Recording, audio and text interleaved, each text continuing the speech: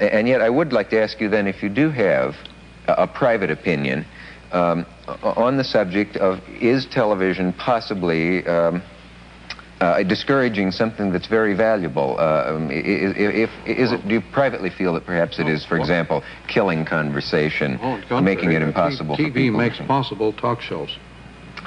It makes talk shows possible. It demands audience participation. You cannot have a TV show without an audience. But they don't do any of the talking. They sit there and they participate the way they do in football, and without a public, there is no game. In an empty stadium, you have a practice, you don't have a game going at all. So without a TV audience, there is no show. The audience participation is part of the TV medium. But it isn't a participation that they have with other people, is it? I mean, well, both. It's possible that they have... Remember, TV goes right into the human nervous system. It goes right into the midriff. Yeah. The image pours right off that tube into the nerves. It's an inner trip. The TV viewer is stoned. Yeah.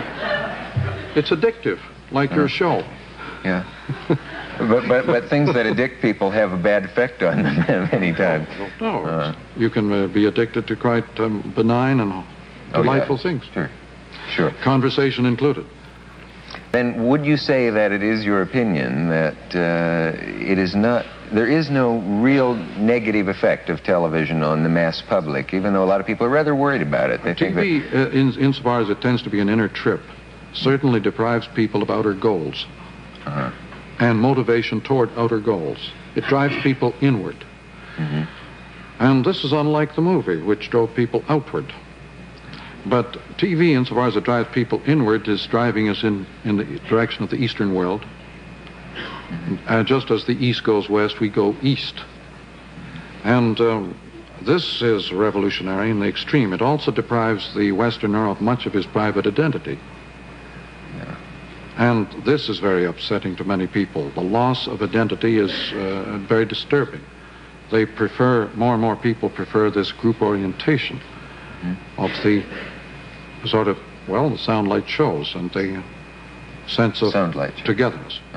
You know, more and more people prefer this group orientation of the sort of, well, the soundlight shows and the sense of togetherness. You know. What do you think that feeling is when sometimes you have maybe an hour to spend in the house and you don't want to turn the television on because it kind of changes your consciousness? It's a little like when you come out of a movie, you can't really talk for a while. Well, it's strange, isn't it? I've noticed people come out of the show, they're rather numb. When they walk out of a show, there's very little conversation. They seem to be abstracted, wafted off into a world of private experience. I think TV tends to be more social and less isolating than the movie. The movie tends to the world of the private dream. It's funny that we wouldn't believe it, but we were talking about the subject of a beard while we were away, and I'm wondering if this vague discomfort that I feel has to do with feeling that I'm not sure it's me sitting here. You're afraid you're putting on the public? That may be it. Or I don't know. Taking them off. There's a strange expression, you know, you're taking me off, you're putting me on. And they both mean the same thing. They both mean the same thing. Yeah.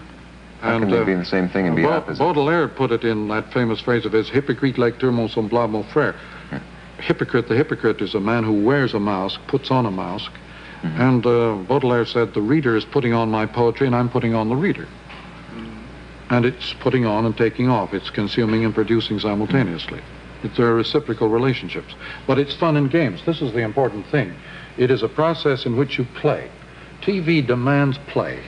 Hence dialogue and interplay. It's not a solitary monologue medium, and that's why people with a merely private image have difficulty relating to it.